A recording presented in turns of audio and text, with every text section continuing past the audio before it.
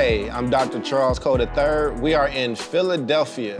I love this city. So this is the second stop on our new Niagara tour, and it has been incredible. We found this beautiful, wonderful studio called the Philly Podcast Space.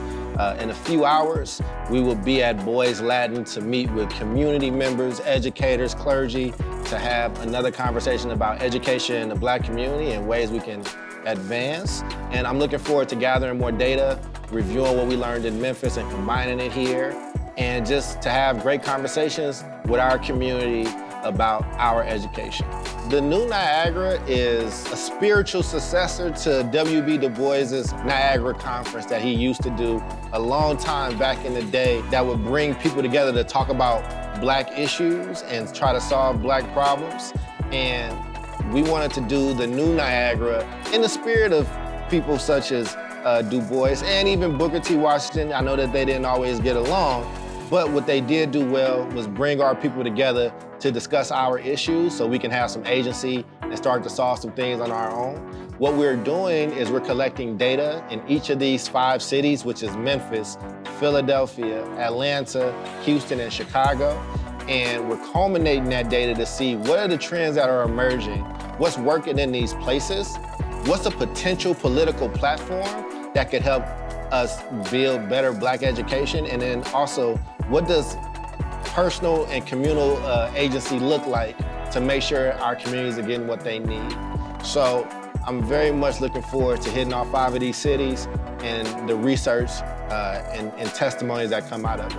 And there was a meeting that happened in Niagara Falls year over year when Booker T. Washington and W.B. Du Bois was kind of getting into it, but it was a lot of, they were coming to talk about Black issues and Black folks and how to move us forward.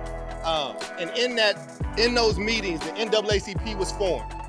This is a spiritual connection to that. I actually like both Du Bois and Booker T. Washington for what they have left us and what they've done. But what we're trying to do is go city to city and talk to people about what is the state of Black education there. And there's 4 quadrants that we're trying to solve for. We're gonna go over some data to talk about the state of education. We're gonna talk about some successes, because usually when Black people get together to talk about us and things, we don't talk about what's actually working. So we're gonna change that. There's gonna be a portion of this where we're talking about what are the politics? What are the politics that's stifling us to do better? What are the things that's holding us back? And then the thing that I kind of specialize in and talking about is agency, or knowing when you're getting quality, whether you're getting it or not, and if you're not, how to get it. 2023, in 5th grade, the Philadelphia School District, Black students were 22% proficient and all students were 32% proficient. Black students, I'm gonna say this again, in 8th grade, only 6% of Black students in this city are proficient in 8th grade math. What is going to be the political platform or agenda that serves Black children? Think about it like that, okay? This is not talking about the system. This is not talking about the school. This is not talking about politics. This is talking about us. What are we doing to sustain our kids? What are we doing in this village? How are we raising those kids and making sure they got what they need? This is not a those people problem. This is not a those people need to thing. This is not a we gotta just get the schools right. The schools ain't been right for 100 years. This is our community. Somebody said they was born and raised in North Philly, right? That's yours, right? So that means those are your kids. Those are your wins and your failures.